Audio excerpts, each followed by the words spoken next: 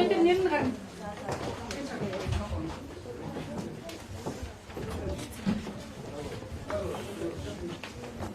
Доор нь гарч байгаа шүү.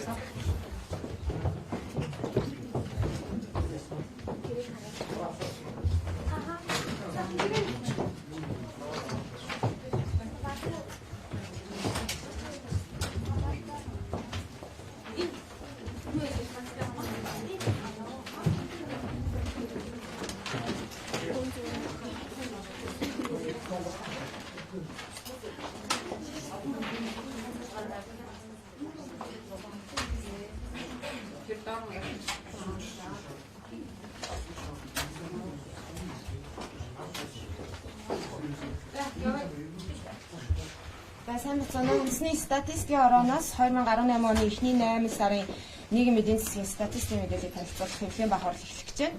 Ингээд эхлээд нийгмийн салбарын мэдээллийг, дараа нь эдийн засгийн салбарын мэдээллийг танилцуулна.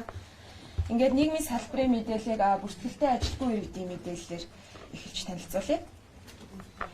За, хөдөлмөр эрхлэлтийн байгууллагад ажил хайж бүртгүүлсэн иргэд энэ оны 8 дугаар сарын эцэст 32.4 мянга болсны 23.1 мянга нь бүртгэлтэй ажилгүй иргэд 9.3 мянга нь ажилтай боловч өөр ажил хайж байгаа юм байна.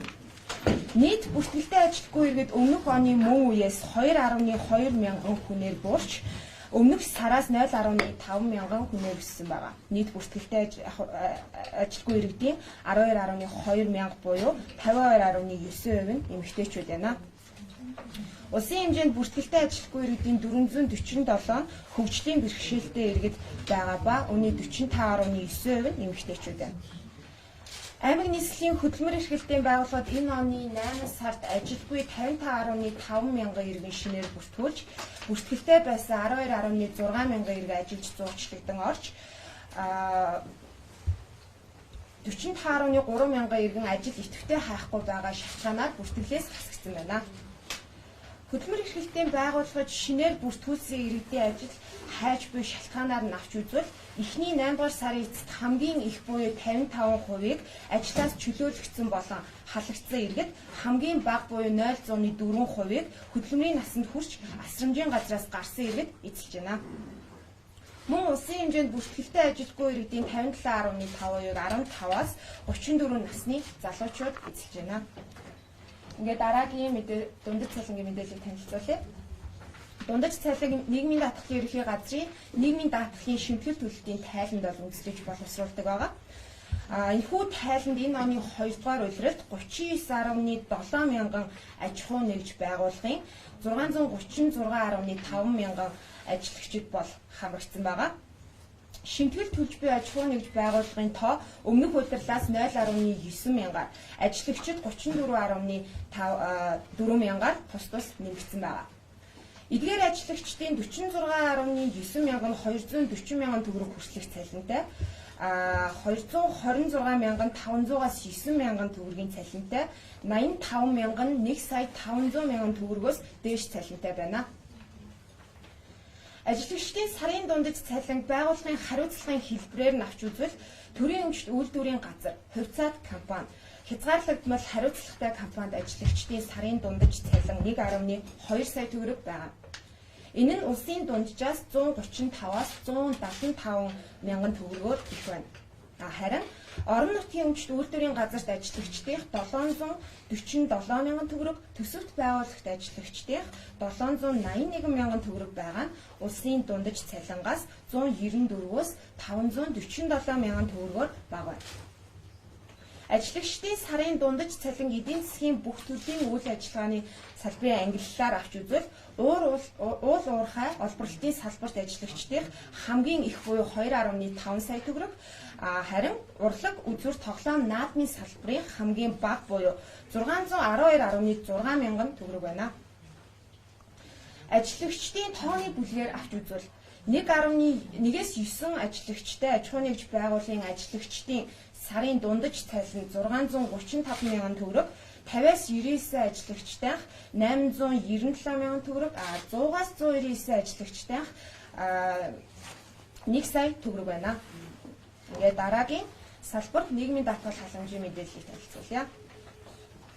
Нийгмийн даатгалын ерөнхий газар, эрүүл мэндийн даатгалын ерөнхий газрын мэдээлэлээр нийгмийн даатгалын сангийн орлого энэ оны эхний 8 сард 1.5 их найд төгрөг болж өмнөх оны мөн үеэс 150.4 тэрбум төгрөгөөр зарлага 1.4 их найд төгрөг болж өмнөх оны мөн үеэс 164 тэрбум төгрөгөөр тус өссөн. Нийгмийн даатгалын сангийн орлого өсгөд тэтгэврийн даатгалын сангийн орлого 139.5 тэрбум төгрөгөөр үйлдвэрийн осол мэргэжлээс шалтгааллах өвчний даатгалын сангийн орлого 36.8 тэрбум төгрөгөөр өссөн гол нь нөлөөлсөн байна.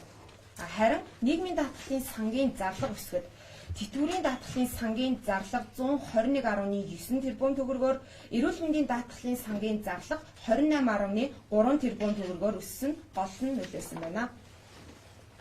Хөдөлмөр халамжийн үйлчилгээний ерөнхий газрын мэдээлэлээр нийгмийн халамжийн сангаас энэ оны эхний 8 сард 186.5 мянган хүнд 95.8 тэрбум төгрөгийн тэтгэвэр тэтгэмж олгосон нь өмнөх оны мөн үеэс нийгмийн халамжийн тэтгэвэр тэтгэмж авагчид 40 мянгаар олгосон тэтгэвэр тэтгэмжийн хэмжээ 4.9 тэрбум төгрөгөөр тус буурсан байна. Энэ оны эхний 8 сард 18 хүртэлх насны 897.6 мянган хүүхдэд 130.7 тэрбум төгрөгийн хүүхдийн мөнгөнд тэтгэмжийг олгосон байна. Ингээд эрүүл мэндийн салбарын мэдээллийг танилцуулъя. Улсын хэмжээнд 2018 оны эхний 8 сард 51,360 их амарчиж 51,677 хүүхэд төрүүлсэн нь өмнөх оны мөн үеэс амарчсан их 3,112-оор төрсөн хүүхэд 3,113-аар нэмэгдсэн байна. Улсын хэмжээнд нялхсан эндэгдэл энэ оны эхний 8 сард 691 болж өмнөх оны мөн үеэс 8-аар 5 хүртэлх насны хүүхдийн эндэгдэл 869 болж өмнөх оны мөн үеэс 44-өөр нэмэгдсэн байна. Харин эхийн эндэгдэл энэ оны эхний 8 сард 13 болж өмнөх оны мөн үеэс 2-оор нэмэгдсэн байна. Халдварт өвчнөөр өвчлөгсөд энэ оны эхний 8 сард 28,243 болж өмнөх оны мөн үеэс 2,937-оор буурахад гар хөл амны өвчнөөр өвчлөгсөд 2,520-оор сахин цэцгээр өвчлөгсөд 2,326-гаар сүрээгээр өвчлөгсөд 168-аар буурсан гол нь нөлөөлсөн байна.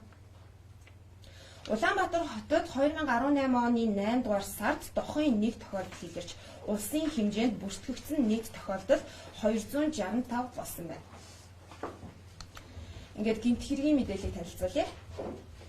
Улсын хэмжээнд 2018 оны эхний 8 сард 25,354 гэмт хэрэг бүртгэгдсэн нь өмнөх оны мөн үеэс 5,858-аар өссөн байна. Уг өсөлтөд хулгайн гэмт хэрэг 2,882, хүний эрүүл мэндийн халчгүй байдлын эсрэг гэмт хэрэг 1078, хөрөнгө завших гэмт хэрэг 182, хүчингийн гэмт хэрэг 122-оор өссөн гол нь нөлөөлсөн байна. Улсын хэмжээнд энэ оны эхний 8 сард 55.2 мянган хүн эрүүлжүүлэгдэж 7 мянган хүн баривчлагдсан нь өмнөх оны мөн үеэс эрүүлжүүлэгдсэн хүний тоо 1380, баривчлагдсан хүний тоо 833-аар тус буурсан байна. Гэмт хэргийн улмаас энэ оны эхний 8 сард 6,010 хүн гэмтэж 635 хүн нас барсан нь өмнөх оны мөн үеэс гэмтсэн хүн 786, нас барсан хүн 189-оор мөн тус буурсан байна. Гэмт хэргийн улмаас хохирсон иргэд 22,071 болсны 1124 буюу 5.1% нь 18 хүртэлх насны хүүхэд, 9,623 буюу 43.6% нь эмэгтэйчүүд байна. Ингээд эдийн засгийн салбарын үзүүлэлтүүдийг бацаарч танилцуулах болно.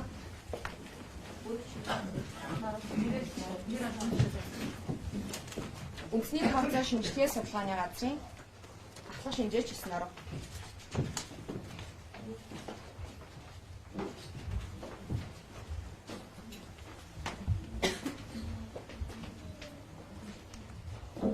За, эдийн засгийн үзүүлэлтийг мөнгө, зээл, үнэт цаастай зах зээлийн үзүүлэлтээс эхэлье. Мөнгөний нийлүүлэлт 2018 оны 8 дугаар сарын эцэст 17.4 их найд төгрөг болж өмнөх сараас 229.1 тэрбум төгрөгөөр өмнөх оны мөн үеэс 2.9 их найд төгрөгөөр өссөн байна. Мөнгөний нийлүүлэлт өмнөх сараас 229 тэрбум төгрөгөөр өсөхөд төгрөгийн харилцах 121 тэрбум төгрөгөөр валютын харилцах 56 тэрбум төгрөгөөр төгрөгийн хадгаламж 54 тэрбум төгрөгөөр өссөн голлон нөлөөлсөн байна. Аж ахуй нэгж байгууллага иргэдэд олгосон нийт зээлийн үрийн үйлдвэрлэл энэ оны эхний 8 сарын байдлаар 15.9 их найд төгрөг болж өмнөх сараас 337.6 тэрбум төгрөг өмнөх оны мөрөөс 2.7 их найд төгрөгөөр өссөн байна. Хугацаа хэтэрсэн зээлийн хувьд өмнөх оны мөрөөс 8.5 хувиар буюу 79.4 тэрбум төгрөгөөр өссөн байна. Харин өмнөх сараас 17.2 тэрбум төгрөг буюу 1.7 хувиар буурсан байна. Хугацаа хэтэрсэн зээлийн үрийн үлдэгдэл нийт зээлийн үрийн үлдэгдлийн 6.4% эзэлж байна. Энэ нь өмнөх сараас 0.2 пунктээр өмнөх оны мөрөөс 0.7 пунктээр буурсан үзэлт байгаа. Чанаргүй зээлийн хувьд банкны системийн хэмжээгээр чанаргүй зээл энэ оны 8 дугаар сарын эцэст 1.4 их найд төгрөг болж өмнөх сараас 35.8 тэрбум төгрөгөөр өмнөх оны мөрөөс 196.4 тэрбум төгрөгөөр өссөн байна. Чанаргүй зээл нийт үрийн үлдэгдлийн 8.6%-ийг эзэлж байна. Энэ нь өмнөх оны мөрөөс 0.3 хувиар буурсан үзэлт байгаа. Хөрөнгийн зах зээлийн чиг хандлагыг илэрхийлдэг топ 20 индекс 2018 оны 8 дугаар сард 19,365 болсон байна. Энэ өмнөх оны мөрөөс 4,574.21-ээр буурсан байна. Хөрөнгийн зах зээлд үйл ажиллагаа явуулж байгаа хувьцаат компаниудын үнэт цаасны зах зээлийн нийт үнэлгээ 8 дугаар сард 2.3 их найд төгрөг болж өмнөх оны мөрөөс 27.5% өссөн байна. Валютын ханшны хувьд төгрөгийн рубльтэй ханшийг танилцуулъя. Монгол банкны нэрсэн дундаж ханшаа төгрөгийн рубльтэй харьцах ханш 2018 оны 8 дугаар сард 37 төгрөг 18 мөнгөтэй танилцж байна. Энэ өмнөх оны мөрөөс 9.4%-аар өмнөх сараас 5% чангарсан үзүүлэлт байгаа. Төгрөгийн Америк доллартай харьцах Монгол банкны нэрсэн дундаж ханш 2018 оны 8 дугаар сард 2464 төгрөг 12 мөнгөтэй танилцж байна. Энэ өмнөх оны мөрөөс 0.8%-аар өмнөх сараас 0.1%-аар суларсан үзүүлэлт байгаа. Улсын нэгдсэн төсвийн мэдээлэлээс танилцуулъя. Улсын нэгдсэн төсвийн тэнцвэржүүлсэн орлогот нийт тусламжийн хэмжээ 2018 оны эхний 8 сарын байдлаар 5.8 их найд төгрөг, зарлах, эрэг төлөгдөх цэвэр зээлийн нийт хэмжээ 5.4 их найд төгрөг байна. Улсын нэгдсэн төсвийн тэнцвэржүүлсэн нийт тэнцэл энэ оны эхний 8 сарын байдлаар 410.8 тэрбум төгрөгийг ашигтай гарлаа. Улсын нэгдсэн төсвийн тэнцлийн ашиг өмнөх оны мөрөөс 988.4 тэрбум төгрөгөөр нэмэгдэхэд орлогын өсөлт зарлагын өсөлтөөс 23.1 пунктээр илүү байгааг нөлөөлжээ. Улсын нэгдсэн төсвийн орлого тусламжийн нийт хэмжээ 80% татврын орлого бүрдүүлж байна. Татврын нийт орлого энэ оны эхний 8 сарын байдлаар 5.1 их найд төгрөг болж өмнөх оны мөрөөс 1.3 их найд төгрөг өссөн байна. Угсалтад онцгой албан татвар, нэмэгдсэн үйлдвэрийн албан татвар, гадаад үйл ажиллагааны орлого, нийгмийн даатгалын орлогыг өссөн нөлөөлсөн байна. Улсын нэгдсэн төсвийн зарлага, эрэг төлөгдөх цэвэр зээлийн нийт хэмжээ 2018 оны эхний 8 сард 5.4 их найд төгрөг болж өмнөх оны мөрөөс 7.2% нэмэгдсэн байна. Угсалтад урсгал зардал 6.4%, хөрөнгийн зардал 1.3%, эрэг төлөгдөх төлбөрийг хассан цэвэр зээл 65% өссөн голлон нөлөөлсөн байна. Дараагийн бүлэг мэдээлэл бол гадаад худалдааны талаарх мэдээлэл байгаа. Монгол улс эхний 8 сарын байдлаар дэлхийн 147 оронтой худалдаа хийж нийт гадаад худалдааны бараа эргэлт 8.5 тэрбум Америк доллар болсон. Үүнээс 4.7 тэрбум Америк доллар нь экспорт, үлдсэн 3.8 импорт байна. Гадаад худалдааны тэнцэл өнгөрсөн оны эхний 8 сард 1.4 тэрбум Америк долларын ашигтай гарч ирсэн бол энэ оны 8 сарын байдлаар өмнөх оноос 35.8%-аар буурч 869.2 сая Америк долларын ашигтай гарсан байна. Экспортын орлогын хувьд энэ оны эхний 8 сард өмнөх оны мөрөөс 569 сая Америк доллараар нэмэгдсэн байгаа. Энэхүү өсөлтөд эрдэс бүтээгдэхүүний экспорт 698 сая Америк доллараар, нийгмэл бүтээгдэхүүний экспорт 64 сая Америк доллараар өссөн нөлөөлсөн байна. Харин импортын хувьд өмнөх оны мөрөөс 1.1 тэрбум Америк доллараар нэмэгдсэн. Энэхүү өсөлтөд эрдэс бүтээгдэхүүний бүлгийн импорт 965.6 сая Америк доллараар, үүнээс дизель түлшнийг 62.3 сая Америк доллараар, за тээврийн хэрэгсэл тэдгээрийн сэлбэг эдэг 204.7 сая Америк доллар өссөн нөлөөлсөн байна. Дараагийн мэдээлэл бол хэрэглээний үнийн индекс талаарх мэдээлэл байгаа. Хэрэглээний бараа үйлчлэгээний үн энэ оны 8 дугаар сард улсын хэмжээнд өмнөх сараас 0.8% буурч өмнөх оны эцэс 4.6%, өмнөх оны мөн үеэс 6% өссөн байна. Өмнөх сараас 0.8% буурахад хүнсний бараа ундаа усны бүлгийн үн дүнгээрээ 4.9% буурсан нөлөөлсөн байна. Харин өмнөх оны мөн үеэс 6% өсгөх хүнсний бараа ундаа усны бүлгийн үн 5.6%, сортууруулах ундаа тамхины бүлгийн үн дүнгээрээ 8%, тээврийн бүлгийн үн дүнгээрээ 5.7% өссөн голлон нөлөөлсөн байнамаа. Британий бараа үйлчлэгээний үн энэ оны 8 дугаар сард өмнөх сараас говь сөмбөр, өмнө говь, говьалтай, баян үлгий, дорнод тэнцээ аймагуудад 0.1-ээс 0.7% өссөн бол бусад аймагт 0.5-аас 2% буурсан байна. Британий бараа үйлчлэгээний үн Хинтээ аймагт 0.7% өссөн хамгийн өндөр үзүүлэлт байна. Дараагийн мэдээлэл бол газар тариалан гарах мэдээлэл байгаа. Урах хураалтын явцын мэдээлэлээр улсын хэмжээнд 2018 оны 9 сарын 1-ний байдлаар 14.4 сая тонн төмөс, 1000 тонн төмөс, 16.9 мянган тонн хүнсний ногоо хурааж авсан байна. Мөн 138.3 мянган тонн өвс хадлан 0.8 мянган тонн гар тэжээ бэлтгэсэн байна. Хураасан төмөс өмнөх оны мөн үеэс 2.2 дахин, хүнсний ногоо 2.1% өссөн, харин бэлтгэсэн хадлан 17.3%, гар тэжээ 43% буурсан байна. Ажуулчдын салбарын мэдээлэлд нийт үйлдвэрлэл 2018 оны эхний 8 сарын урьдчилсан гүйцэтгэлээр 9.8 их найд төгрөг болж өмнөх оны мөнгөөс 1.6 их найд төгрөг буюу 19.8% өссөн байна. Үүнд овоод урхаа олборлох ажуултад нийт үйлдвэрлэл өмнөх оны мөнгөөс 18.2%, үүн дотор нүүрсний олборлолт 46% өссөн голлон нөлөөлсөн байна. Ажуултрын салбарын борлуулсан бүтээгдэхүүн 2018 оны эхний 8 сард 11.4 их найд төгрөг төрж 7.9 их найд төгрөг буюу 69.3%-ийг нь гадаад зах зээлд борлуулсан байна. Дараагийн салбарууд тээврийн салбарын мэдээлэл байгаа. Агаарын тээврийн салбарын орлого энэ оны эхний 8 сард 281 тэрбум төгрөг болсон. Энэ өмнөх оны мөнөөс 5% өссөн үзвэл, харин төмөр замын салбарын орлогын хувьд энэ оны эхний 8 сард 396 тэрбум төгрөг болж өмнөх оны мөнөөс 16% өссөн байна. Төмөр замын тээврээр тээсэн ачаа энэ оны эхний 8 сард 16.4 сая тонн зорчигчид авахцантайгаар 1.8 сая байна. Энэ өмнөх оны мөнөөс тээсэн ачаа 15.5% өсөж зорчигчид 2.8% буурсан үзүүлэлт байна. Агаарын тээврээр тээсэн ачаа энэ оны эхний 8 сард 2.1 мянган тонн зорчигчид авахцантайгаар 631 мянган, тээсэн ачаа 4.4%, зорчигчид 12.5% өссөн үзүүлэлттэй болсон байна. Энэ удаагийн мэдээллийг бүгээр өндөрлөж байна. Та бүхэн сонирхсан асуултаа асуугаарай. Чамаргүй зүйл хотыг хүчний хавийг үзэж энэ өнгөрсөн зүйлтэй хавьцаад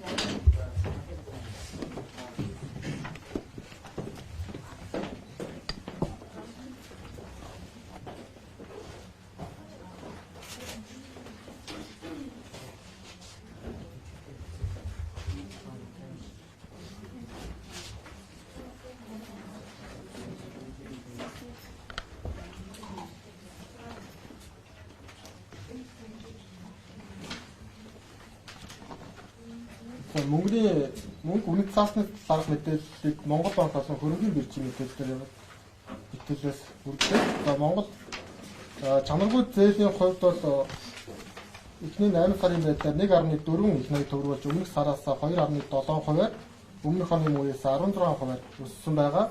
За чанаргүй зээл болон хугацаа хэтэрсэн зээлийн хувьд бодит тоон утгаас гадна нийт зээлийн өрийн үйлдэл хэдэн хувийг эзэлж байна гэдэг нь эдийн засгийн хувьд ач холбогдолтой үзүүлэлт байдаг. За чанаргүй зээл нийт зээлийн өрийн үйлдвэрлэлийн 8.6% эзэлж байгаа. Энэ өмнөх оны мөнөөс 0.3 пункттэй буурсан гэдэг маань эерэг үзүүлэлт байгаа. За мөн хугацаа хэтэрсэн зээлийн хувьд нийт зээлийн өрийн үйлдвэрлэлийн 6.4% эзэлж байгаа. Харин эдгээр энэ маань өмнөх сараас болон өмнөх оны мөнөөс 0.2-аас 0.7 пункттай өссөн байгаа. Тэгэхээр хугацаа хэтэрсэн зээл болон чанаргүй зээлийн нийт дүнгээр мууд англид оролцох эдгээр зээл нийт дүнгээрээ нийт зээлийн 15% эзэлж байна. За тэгэхээр өмнөх жилүүдийн хувьд бол энэ бол өмнөх жилүүдийн хандлагатай ижил явж байгаа үзүүлэлт байна. За 2010 он болон 10 11 12 гэх зарим тэрнээс өмнөх зарим онууд бол Дэлхийн зах зээлийн хямрал гэдэг 2008 онд болсон. Тэгээд түүнээс хойш 10-11 онод бол нийт чанаргүй зээл хугацаа ихтэй зээлийн хувьд бол нийт зээлийн өрөө 20 гаруй хувийг эзэлжсэн үе байгаа. Эдгээрийг бодвол санхүүгийн зах зээлийн хувьд бол бас эрэг сайжруулах хөдөлгөөн байгаа. Биш. Чанаргүй зээлийг дотор нь ангилж авахын тулд сангийн яам болон Монгол банкнаас бодлоо. Манай төрөд нийт